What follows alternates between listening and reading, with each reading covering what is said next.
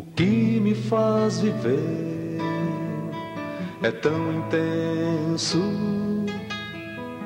que até me perco se explicar. O que me faz viver é tão profundo, mas me vê no mundo, no singular. O que me faz viver vai além da lógica, é maior do que a amplitude cósmica que o meu pensar.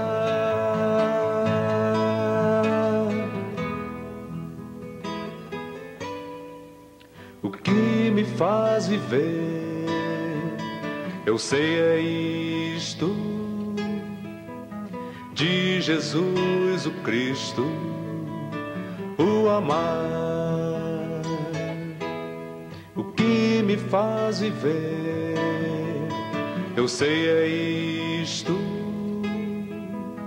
de Jesus o Cristo, o amar.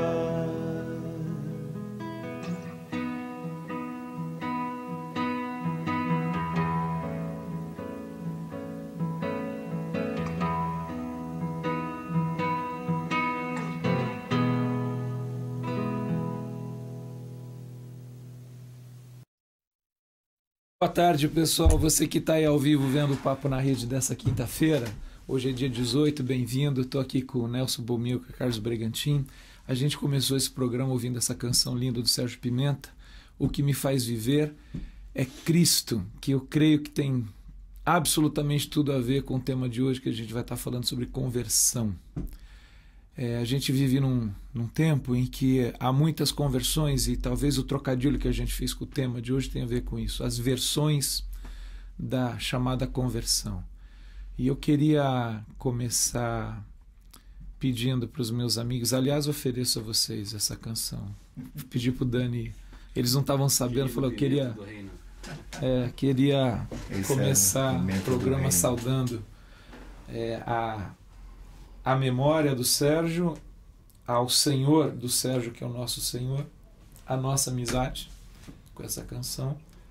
Mas falando em conversão, queria perguntar para vocês assim, qual é a experiência simples de conversão de vocês ao Cristo do Evangelho? Bom, eu tenho em relação à questão, essa palavra conversão, assim, processos de conscientização de sementes que foram colocadas vagarosamente no meu coração, na minha mente, em especial pela minha mãe, que converteu o seu evangelho em 1965 e começou a trazer o conteúdo desse evangelho para a nossa casa. Eu tento colocar uma data que nem sempre as pessoas acabam colocando, porque não são experiências tão pontuais, né? Mas a minha conversão, que eu considero que aconteceu, foi em 1972, num período de bastante questionamento e crise existencial, um período pré-vestibular, onde eu já recebia uma informação do Evangelho numa igreja batista tradicional, e pude entender o significado desta palavra quando sentei com um irmão querido, que é músico também, pastor Gerson Ortega, e que me trouxe essa realidade, que eu não poderia apenas ser um aficionado do Evangelho, um simpatizante do Evangelho, ou mesmo fazer uma adesão a uma estrutura eclesiástica para dizer que eu tinha passado por esse processo, mas que eu tinha que reconhecer os meus pecados e a minha necessidade de ter a pessoa de Jesus dirigindo e conduzindo a minha existência. E ele me disse que a conversão significava uma mudança de mente, uma transformação de mente, uma nova mentalidade que iria ser sensibilizada pela ação do Espírito Santo e que ia me dar essa consciência de quem é Deus e de quem eu era, e de me dar essa consciência de pecado E esse pecado não eram apenas os pecados ou os erros cometidos, mas o pecado de não crer e não acreditar que Jesus era Salvador e Senhor. E que isso precisaria ser sensibilizado pelo Espírito Santo simultaneamente na minha mente, nas minhas emoções, nos meus afetos. Bom, isso aconteceu, e aí a história da conversão tem vários lances interessantes, usando inclusive pessoas não cristãs para que eu pudesse refletir sobre isso. Mas, tendo passado por uma experiência sincera, a meu ver, de conversão, houve resistência da instituição eclesiástica de aceitar essa minha conversão, que apenas o Espírito Santo poderia testificar naquele momento, e a proximidade deste pastor local que acompanhava a minha vida e a vida do próprio Gerson, que percebiam que era uma decisão sincera de seguir a Jesus, e custe o que custar, naquele momento de um amor, de uma paixão, de entender o que era o Evangelho, a natureza do Evangelho.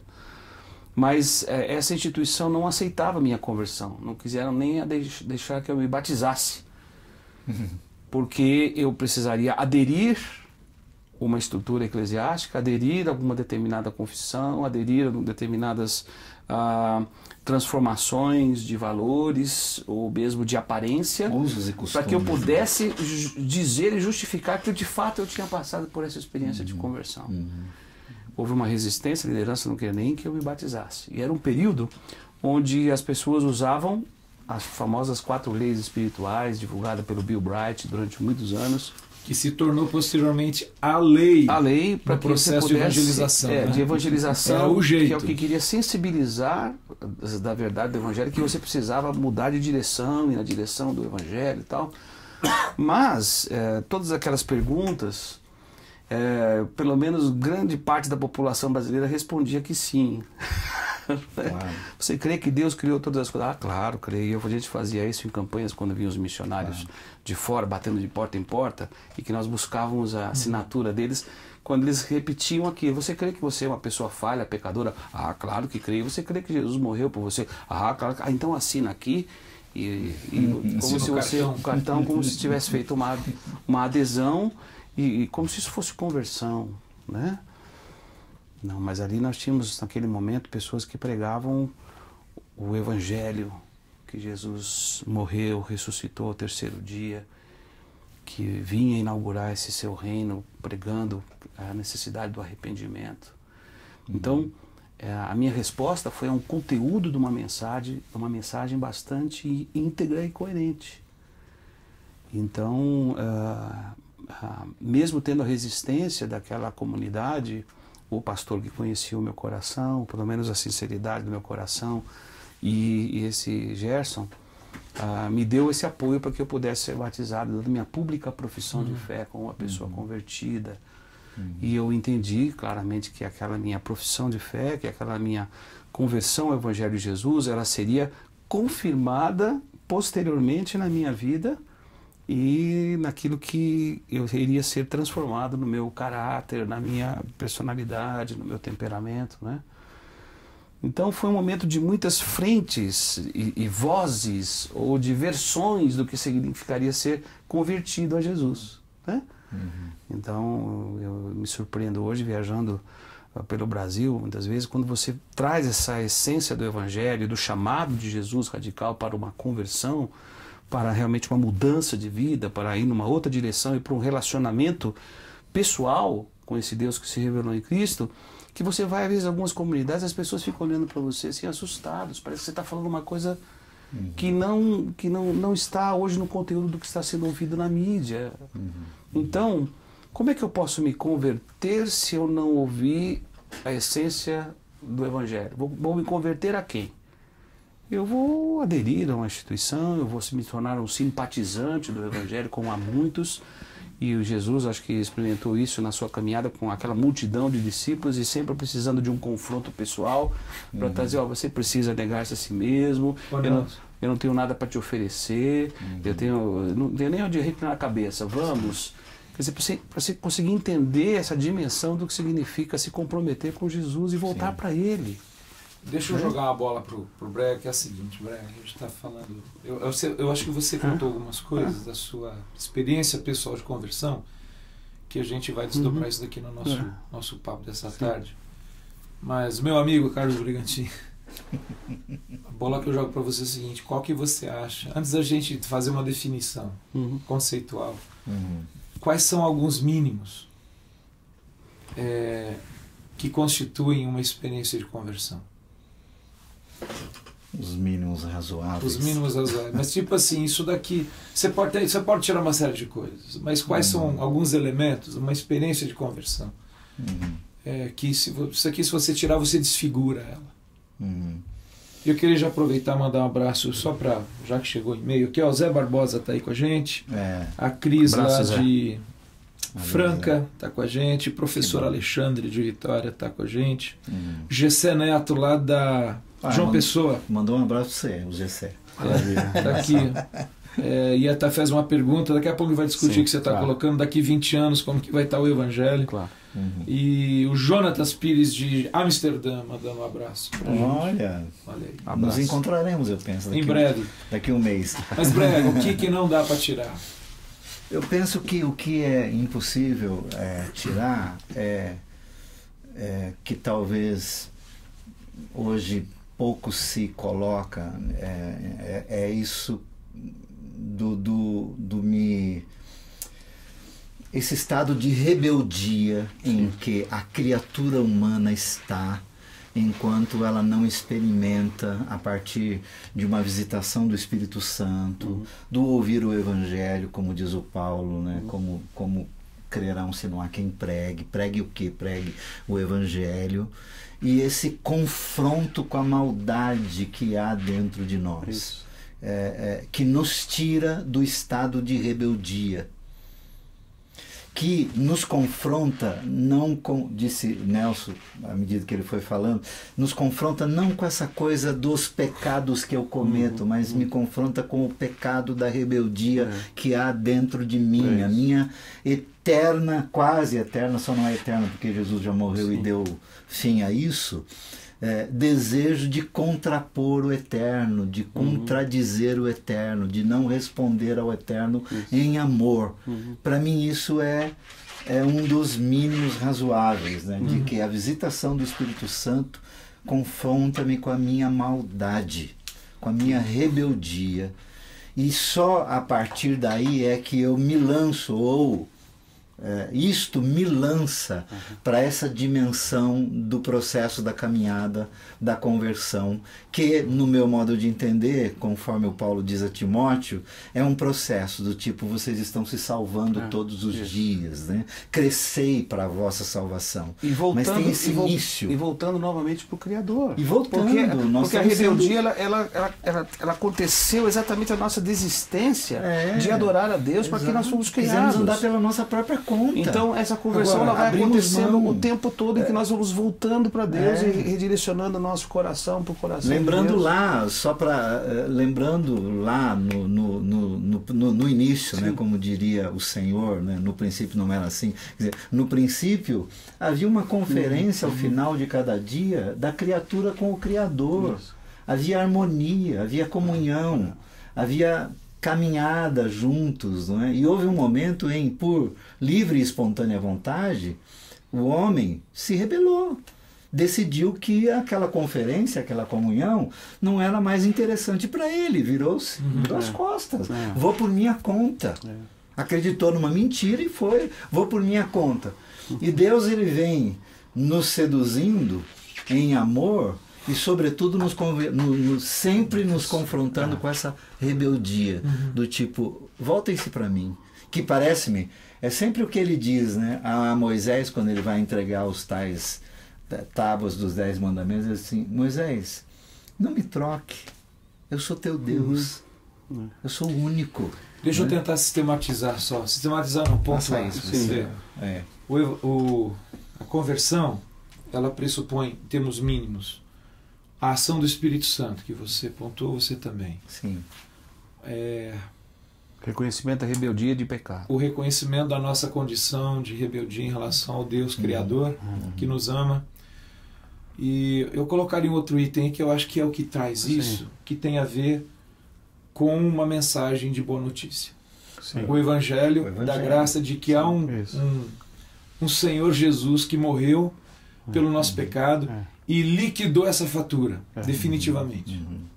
Definitivamente. A boa notícia. São duas coisas aí. Que eu estou pensando assim, boa notícia. Jesus, quando a gente... Salvador, né? Reconhecer que a boa nova que ele veio nos salvar. E aquilo que o Dionísio Peito também coloca, só essa confissão não seria suficiente. Ele veio salvar para que eu agora o confesse com o Senhor. Que eu me coloque novamente debaixo da autoridade dele e da direção dele.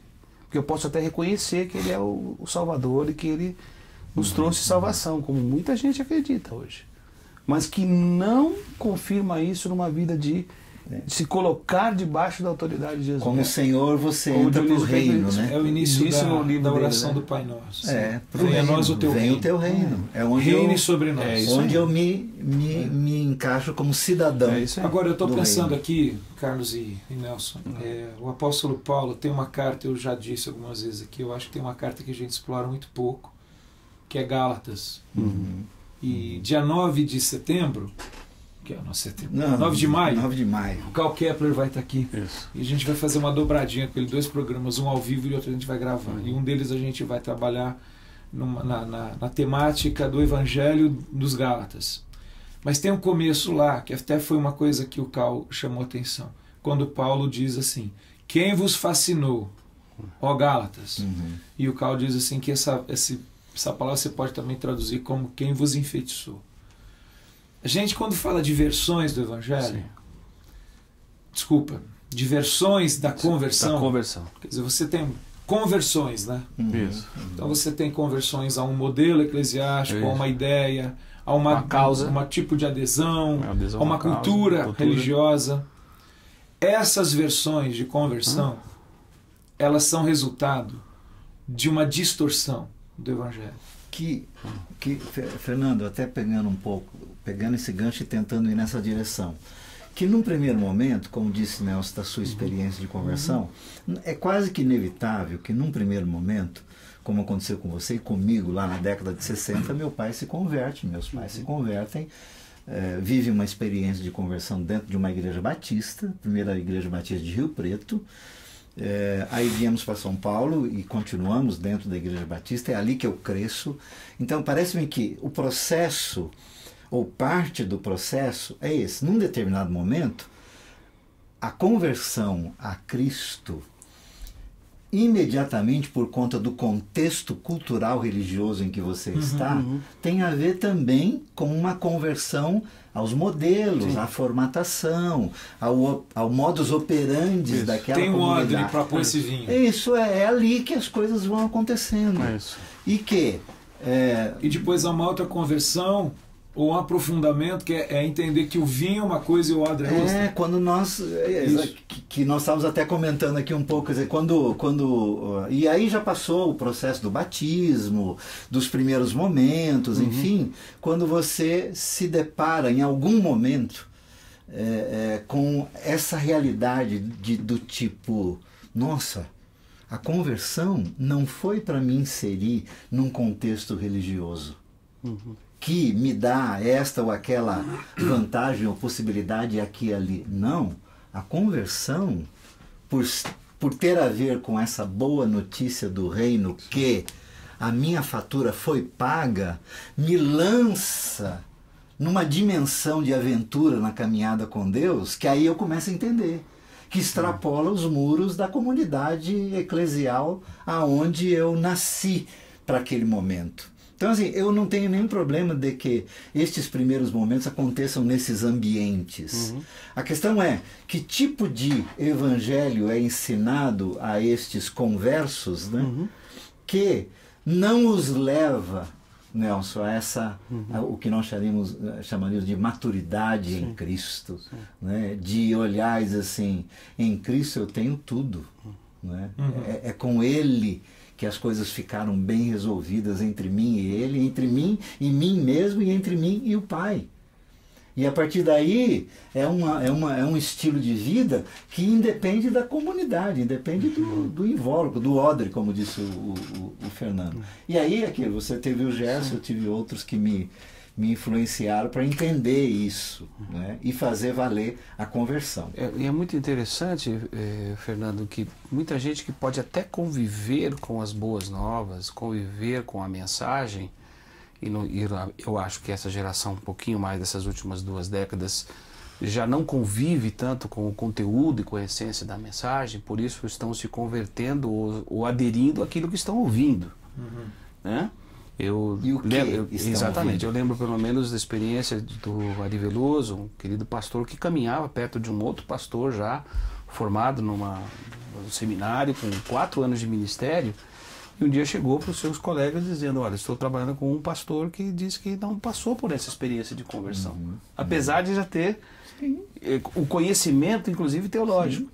E eu vivi isso com uma pessoa também no interior da Paraíba, um líder de adoração, que depois de uma pregação da noite veio conversar comigo e dizia assim, Nelson, eu preciso resolver essa questão, porque eu conduzo a adoração hoje para um Deus que eu mesmo não adoro, porque não o conheço. Você não sabe.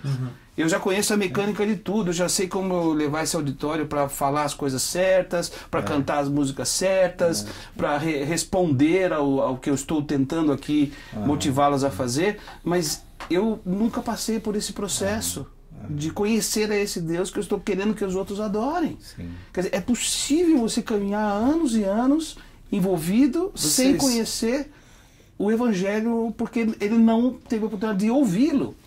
De ouvir os desafios iniciais de maneira correta. Vocês acham que a gente vive na igreja evangélica, igreja protestante, da qual a gente faz parte historicamente, mas assim, eu lembro, na década de 70, nós éramos protestantes, e a crítica que a igreja protestante fazia à igreja católica era que os católicos, eles não conhecem a Escritura, eles são ritualistas, eles vão na missa de vez em quando, não abrem a Bíblia, não conhecem nada. Eles eram católicos nominais. Nominais, né? Exatamente. Mal e má conheciam a própria fé.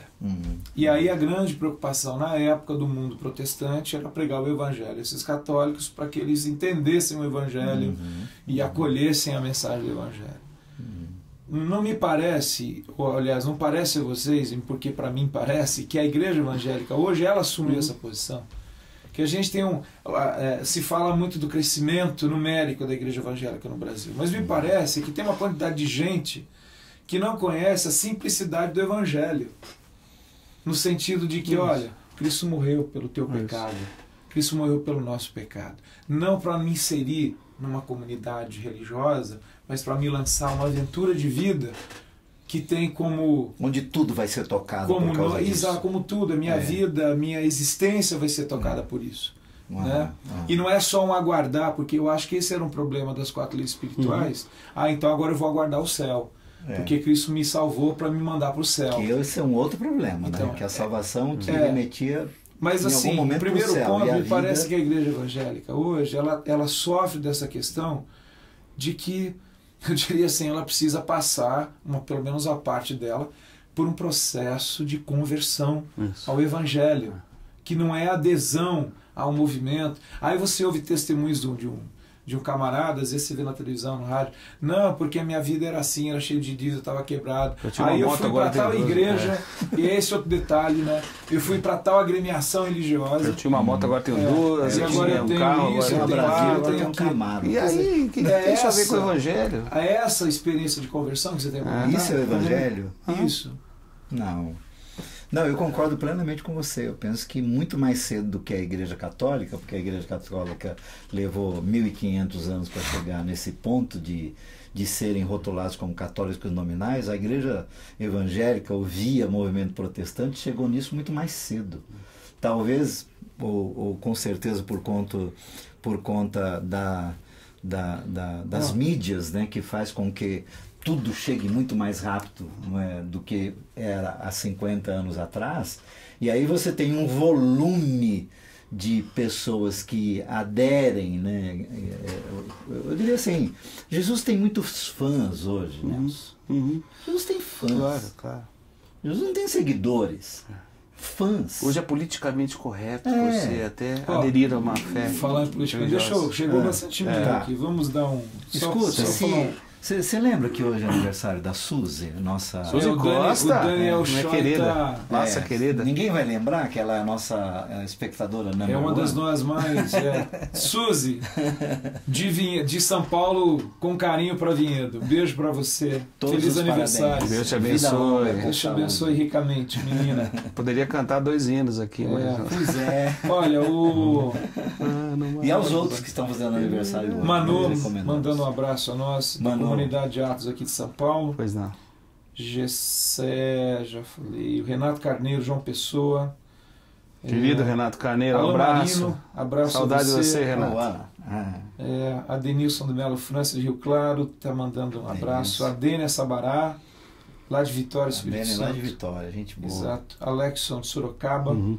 A Stephanie Lima de Natal. Quem mais? Tem vários e-mails aqui. A Demilton mandou. Que legal. Aqui achei do Zé Barbosa Júnior. Nelson, para você, meu, se liga com a pergunta. Você crê que a pregação da conversão tem sido deixada de lado por causa de uma onda do, abre aspas, politicamente correto, fecha aspas, em relação à religião? Ou seja, hoje é quase uma aberração dizer que Cristo é o caminho? Concordo sim. Acho que as pessoas querem fazer uma média na mídia. Né? Uma média na mídia. Então nós confundem diálogo com afirmação de convicções. Jesus é o caminho. Apesar disso, respeitamos e vamos sempre respeitar quem tem outras convicções e outras crenças. Mas não podemos deixar de confirmar aquilo que nós cremos pela revelação da palavra de Deus. E nós vamos ter que nos virar com isso. Não é? Porque Deus tem essa... O que talvez nós poderíamos incluir, né, o Suizé, não sei, é de que eu fecho, óbvio, Jesus para mim é o caminho, mas à medida que também nós, né, nos convertemos lá nesses invólucros, nesses odres todos, nós também ensinamos que para chegar a Jesus tinha que ser por via 4 leis espirituais. Ou similares. Ou similares, ou uma outra denominação. Só que hoje nós precisamos... E isso também não é correto. Quer dizer, há possibilidade de se chegar a Jesus, não é? E a partir daí uma outra Alguém uma vez disse o redimensionar a seguinte, vida, né? há um caminho só entre a humanidade e Deus. Sim. É Cristo. Sim. Agora, há muitos caminhos que nos levam a Cristo. Até porque a boa notícia agora, é criativa. Eu queria enfatizar até uma outra questão, que é o seguinte: a gente acabou modelando um formato de experiência religiosa que nós chamamos de conversão. Sim. E que se você não tivesse alguns desses elementos, então uma linguagem, por exemplo, você já aceitou Jesus? Esse palavreado, aceitar Jesus, alguém pode dizer assim, não, eu nunca aceitei Jesus. No entanto, eu posso estar perguntando para alguém que, conquanto diga, eu nunca aceitei, mas eu tenho uma experiência legítima de conversão que não é nos seus moldes de cultura evangélica. Percebe? Então eu acho assim, a gente tem que considerar também qual é a sua experiência de conversão, quais são os elementos que legitimam essa experiência e que não são necessariamente iguais o meu, da minha cultura religiosa de então. O Nelson mesmo falou que já na conversão dele havia uma antipatia, uma resistência, né, ao modus operandi. E outra coisa que eu acho é que nós precisamos o tempo todo trazer e deixar claro que Jesus é o caminho, mas não é o caminho para enriquecimento, não é o caminho para o poder, não é o caminho para falcatruas, não é o caminho para um monte de coisa.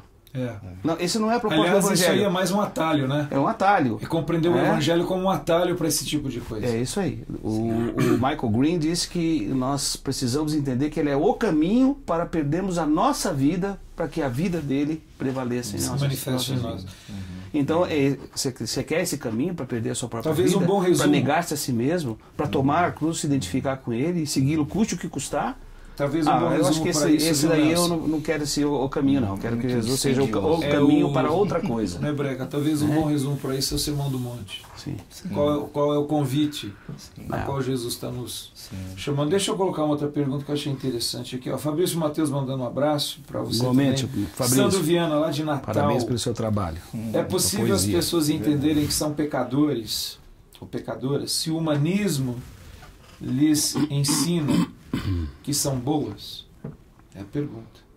Eu acho que é uma coisa interessante na pergunta do Santo, que é o seguinte: aqui tem uma ação que não cabe a nós, né? Essa questão de quem convence o camarada que ele é um rebelde. E eu acho que ele está colocando uma questão bastante atual e comprometedora no que diz respeito à conversão. Né? Porque, óbvio, nós mesmos, eu falo por mim, temos incluído nos nossos discursos, né, como pregadores e encorajadores aos que querem se aproximar de Jesus, nós temos incluído itens, nós temos agregado novos valores, não é? Alguns, inclusive, que têm a ver com valores filosóficos, poéticos, científicos, de tendências, etc. Mas em nenhum momento, pelo menos daqueles aos quais e com os quais eu tenho caminhado, eu vi negociar isso que o Sandro está colocando. Mas o Sandro tem razão, isso está acontecendo. Essa coisa de tornar pessoas boas, né? Fazer com que pessoas sejam boas, né? Ou as pessoas são boas, só precisa dar uma ajeitada, etc. Né? Parece-me que a boa notícia do Evangelho, ela é boa. Não quem a recebe é bom. Quem a recebe é rebelde. Só a reconhece como boa porque é rebelde. Você falou uma coisa no almoço de ontem, que foi quando surgiu, de certa maneira, o embrião dessa conversa, que a ideia, um dos mínimos da conversão. Deus está correto, Deus está certo, e eu estou errado. Na verdade, eu citei o Caio. Esse reconhecimento. O Caio, quando você perguntei ao Caio, o que é conversão para você? Ele diz: conversão é dar razão a Deus sempre. Isso. Deus tem razão.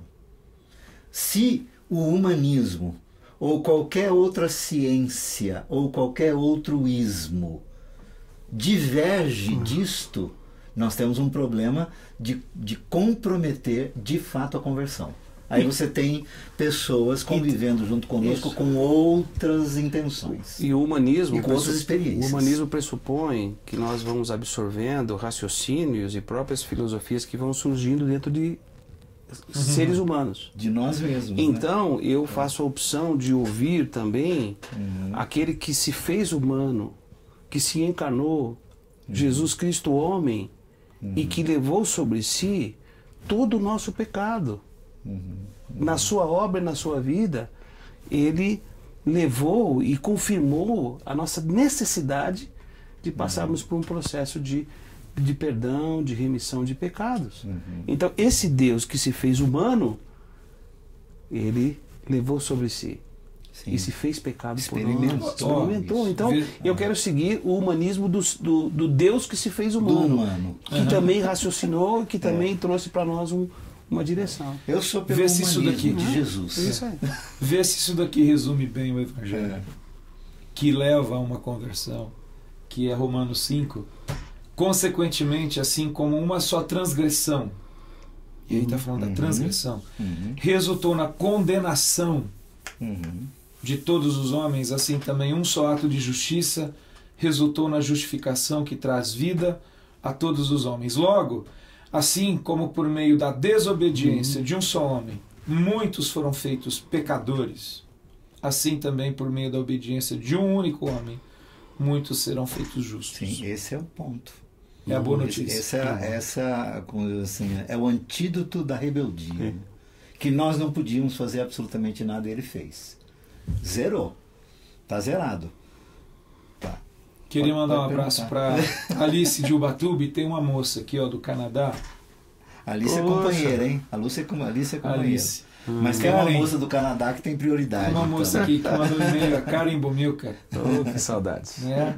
Aí ela diz o seguinte: oi para os três, oi para você, cara. Realmente os norte-americanos e europeus se impressionam com o crescimento numérico da igreja na América Latina, na Ásia e na Europa. E eu sempre os lembro de que estamos crescendo em adesões e decisões, mas não em conversões e transformações. Eu penso que a igreja negligencia o discipulado e o ensino aos adultos, uma vez que os adeptos chegam. O que vocês pensam sobre isso? O Dallas Willard tem um livro muito interessante chamado A Grande Omissão. Isso. Que eu acho que é uma resposta do Dallas Willard por essa questão que a Karen está levantando, que é a falta desse processo que a gente acabou intitulando discipulado, que os católicos chamam do seguimento de Jesus, que é aprender a andar com Jesus para ser como Ele. E isso a gente se faz, a gente experimenta e vivencia em termos de relacionamentos pessoais e comunidade. Fernando, para mim, isso que a Karen nós estamos colocando aqui, e nós estamos colocando como uma crítica e autocrítica, não é?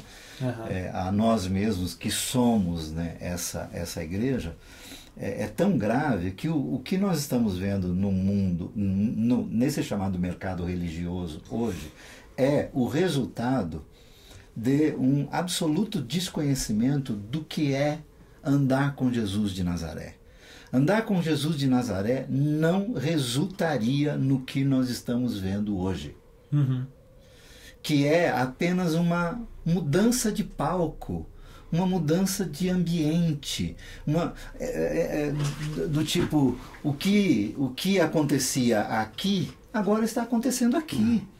Então, são pessoas que abriram mão, sim, de alguns ambientes aqui, e vieram para esse ambiente do lado de cá, que era um ambiente, parece, meio atraente, interessante, bonitinho, gostoso, suave, leve, mas a conduta, o modo de agirem está resultando no mesmo que resultava aqui. O que eu estou dizendo? Aqui eu falo do mercado econômico, do mercado político, enfim, de tudo aquilo que é o sistema do mundo, que no final gera miséria, pobreza espiritual, violência e tudo. E você vem para cá, o resultado é o mesmo. O resultado é o mesmo. No final, você tem alguns, né, que foram tão abençoados por Jesus que tem 3 apartamentos, 5 carros, enquanto a grande maioria ao lado dele continua sem absolutamente nada. Pelo menos aqui, desse lado aqui, alguns tinham possibilidade de irem mais além. E desse lado de cá, não mais. Então, o resultado desse pseudo andar com Jesus é pior do que o resultado de viver uma vida aí, tipo assim, humanista. O querido missionário Frederico Orr, que deu grande parte da sua vida no Amazonas e que deixou um trabalho maravilhoso no nosso país, ele sempre disse que a conversão ela estava atrelada a um desejo intencional de sermos mais parecidos com Jesus e buscarmos cada vez mais uma vida íntegra ou de integridade que se espelhasse com Ele. Então me parece que a conversão, a mudança de mente, quando dizemos que temos uma nova mentalidade, essa nova mentalidade nos leva a uma vida que vai numa direção oposta ao pecado que tenazmente nos assedia. Então, conversão e uma busca de integridade que nos leve a ser mais parecidos com Jesus é um processo intenso, diário, de muita luta travada interna e externa. E só acaba no último dia. Isso acaba no último dia. Quer dizer, não há como dizer que essa conversão ela não vai sendo provada e experimentada diariamente, continuamente e cotidianamente. Eu tenho que me converter ou converter a verdade do Evangelho, a pessoa de Jesus, todos os dias. E você não está falando porque as outras vozes e gritos não cometer pecados. Claro. Essa não é a questão. Mas é o constrangimento em que cai aquele que convertido é e teve o seu pecado de rebeldia cravado na cruz, de modo que ele não é mais rebelde, mas ele é um pecador, e por isso ele peca, e o pecado o constrange. ao mesmo tempo que o amor o constrange. E aí aquele tempo das tensões que nós vivemos no nosso dia a dia, do tipo, por que é que eu fiz isso de novo? Agora, me faça uma resposta para uma pergunta.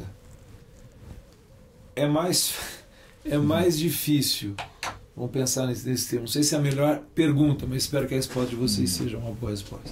É mais difícil converter um camarada que nunca teve noção do Evangelho, ou é mais difícil converter um adepto? Entendeu a pergunta? Bom, eu por experiência. Que é mais complexo. Os dois precisam de conversão. Sim. Acho que os caminhos serão outros. Dá a impressão, quando eu estou falando assim, da gente fazer prosélyta, né? A minha eu pergunta acho que deu, mas não é isso que eu estou perguntando. Isso. Não foi com essa intenção. A intenção é essa questão assim. Na nossa relação pastoral até, e como discípulos de Jesus, na intenção de fazer discípulos, é mais fácil fazer um discípulo de um camarada que não tem noção nenhuma do Evangelho, ou é mais fácil tornar discípulo um cara que pensa que é? Eu digo que é mais fácil você lidar hoje com quem não foi, desculpa a expressão, contaminado por esses evangelhos que estão por aí. A pessoa é anestesiada ouvindo e não vivendo, e não fazendo com que aquilo faça parte da sua vida.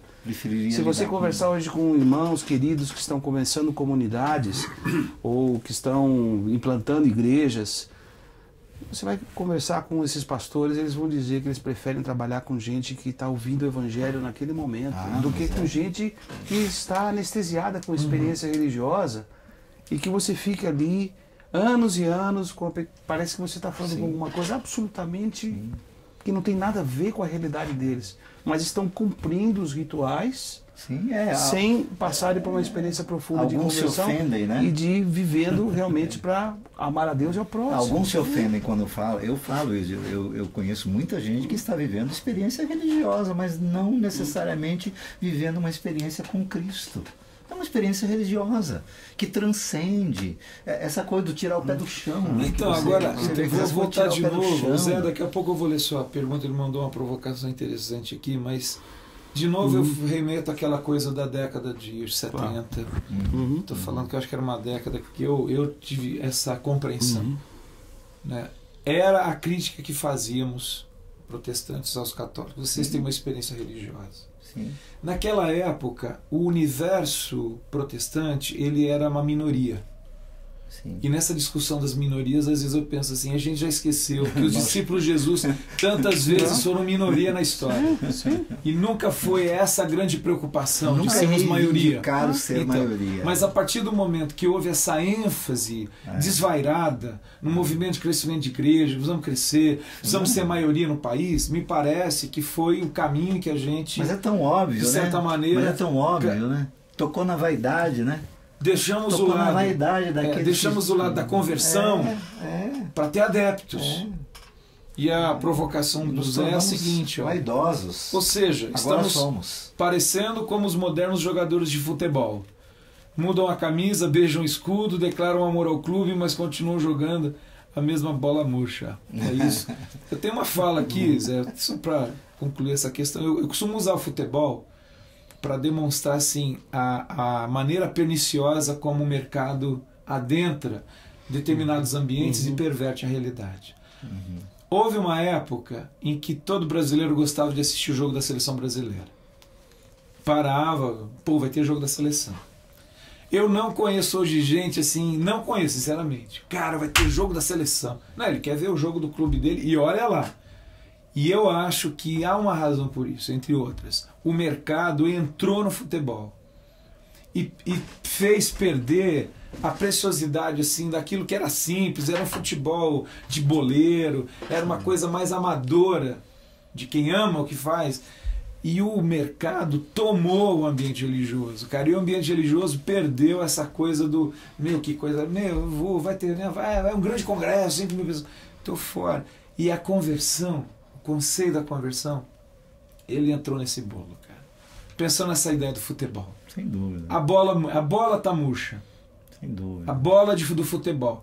A grana, o bolso tá cheio. Agora, a bola tá murcha. Eu fiquei impactado, né? E depois, só lembrando o Osmar na semana 45 passada. minutos estamos Lembrando o no... Osmar na semana passada de orarmos na perspectiva de Cantares de Salomão. Eu sou do meu amado e ele é meu. Sua bandeira sobre mim, meu amor. O choro, o lamento, ou a alegria, ou o entusiasmo do salmista, ou a oração do salmista. A minha alma tem sede de Deus. A minha alma não tem sede de cultos. A minha alma não tem sede de eventos. A minha alma não tem sede de estereótipos. A minha alma tem sede de Deus. Por ela clama. Ela tem a sede do coração da mulher samaritana.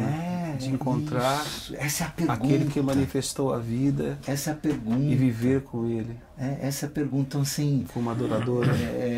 Aonde é que você vê isso hoje?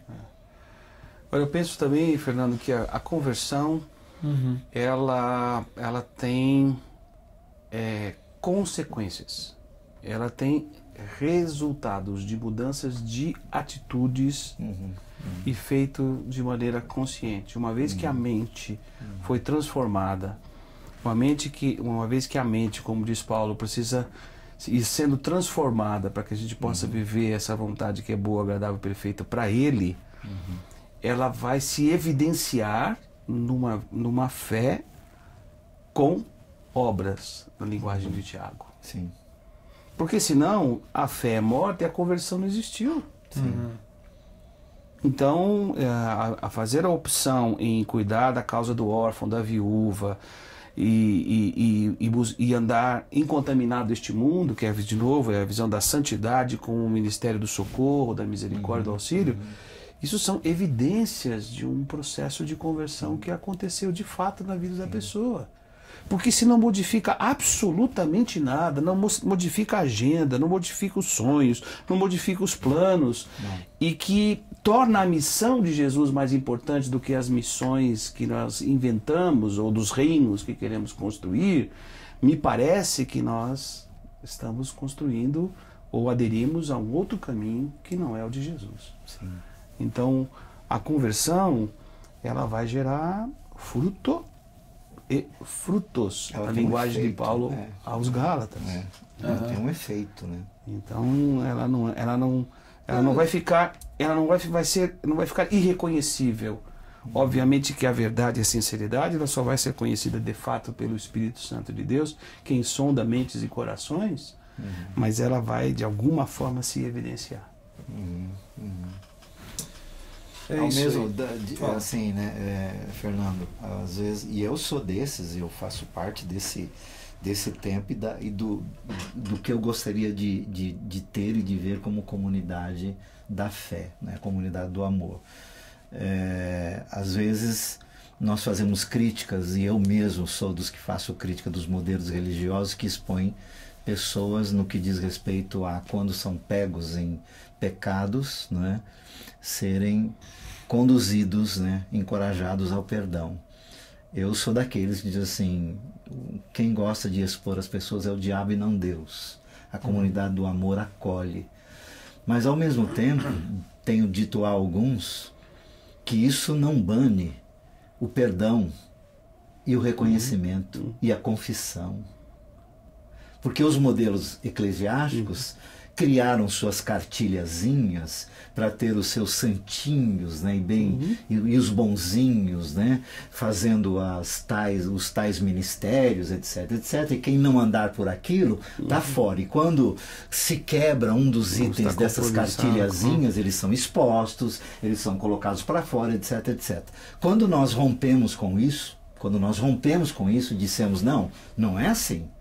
Não é? E desejamos vivenciar a comunidade do amor na sua essência, nós não banimos do nosso meio o reconhecimento do erro, do pecado, a necessidade da confissão, a necessidade do perdão, do ir ao irmão, do andar a segunda milha, do se pediu a camisa da capa, não é? Se tiver uma dívida que se perdoe, entendeu? Isso não foi excluído das nossas disciplinas espirituais. E é impressionante como houve uma contaminação nisto, não é? Em que aquilo que é a essência e a singeleza da vida com o Senhor, ela foi substituída por grandes movimentações, né? Grandes ações, como que se estas, né, dispensasse aquelas outras, né, do tipo, vem cá, meu irmão, vamos conversar um pouco sobre o que eu estou vendo na sua vida. E a palavra de Jesus, ela é graciosa e profunda quando ele diz: vá e não peques mais. É isso aí. Ele não deixou de tratar com seriedade o pecado. Não, de jeito nenhum. Mas ele traz uma palavra graciosa e libertadora dizendo: vá e não peques mais, porque ele destrói, ele corrói, ele quebra. Ele pode nos levar novamente àquele estado de rebeldia, que é o que nós estamos tratando aqui agora, de nós não queremos nos converter mais a Jesus. De insensibilidade, né? Amigos, eu queria agradecer. A Tá conversa acabando? está muito boa. Tá acabando? Acabou? Ali, ó. É, Daniel. Obrigado você que mandou os e-mails essa tarde. Foi Teve muito gente legal que mandou recados aqui também. Sua viu, participação. Mas acho que os mesmos que mandaram aí, mandaram aqui também. Eu queria, Dani, dá pra gente terminar ouvindo de novo Sérgio Pimenta? Prepara aí o botão que você tem que apertar, mas eu queria ler um versículo de Lamentações, capítulo 5, pra gente terminar esse texto, que é uma oração. Converta-no, Senhor, a Ti, e nós nos converteremos, renova os nossos dias como dantes. É uma oração para que o Senhor nos converta, restaure o nosso coração, nos mantenha desejosos pela presença, pelo ser dele na nossa vida, e que isso seja contínuo, né? Diariamente, se voltar ao Senhor por meio do caminho da cruz. Aqueles que estão hoje nas comunidades eclesiásticas, né, e que de repente se veem, né, como alguém que aderiu e não se converteu, eu recomendo, ore sobre isso. Converta-se. Isso. Converta-se. Porque isso vai fazer com que você experimente e comece uma caminhada que até agora você não experimentou. E o fechamento e o encerramento, né, do Antigo Testamento, né, que é sempre um chamado à conversão, né? Envolve os corações dos filhos aos seus pais, e dos pais os corações aos filhos seus, se de cada qual o coração ao outro, vem converte os nossos corações. Essa conversão a Deus que nos converte ao outro. Agora, já que o Daniel vai terminar com o Sérgio, você conviveu com Pimenta? Chegou a conviver? Meu querido, querido, que eu sinto falta até hoje, e muita falta. Eu vi Pimenta de longe, uma pessoa extremamente séria e que vivia numa vida de consagração, fruto de uma legítima conversão. Que sempre levou o Evangelho a sério, levou o Criador a sério, levou o compromisso e a construção de amizades a sério, reconhecia as suas limitações e suas fraquezas e levou a arte, a poesia e a música com uma propriedade, um encanto, uma criatividade, um conteúdo teológico excepcional e que continua abençoando a muitos. É verdade. Uma honra ter convivido com o Sérgio Pimenta. Uma honra ter convivido com o Sérgio Pimenta. E um beijão para a Sônia, um beijão para Renato e um beijão para Juliana. Queridos, é uma honra que não nos deixem esquecer. Pastor e mestre. É uma honra tê-lo aqui entre nós, né, Fernando? É uma honra conviver com vocês, pastores e mestres. Eu, como sou caçula dessa fraternidade. Amigos, boa semana, bom fim de semana. Deus abençoe vocês. Celebramos a amizade se o Senhor permitir. com Deus. Amém. Tchau. Tchau.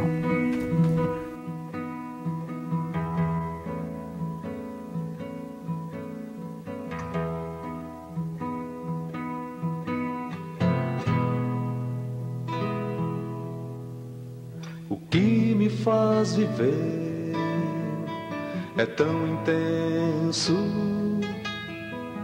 que até me perco se explicar.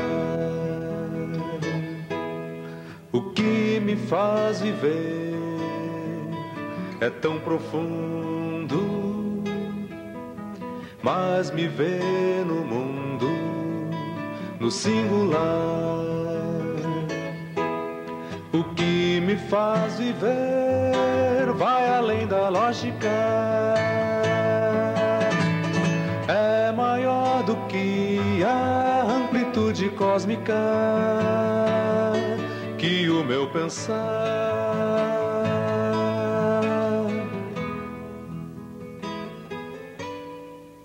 O que me faz viver, eu sei, é isto: de Jesus o Cristo, o amar. O que me faz viver, eu sei, é isto: de Jesus o Cristo, o amar.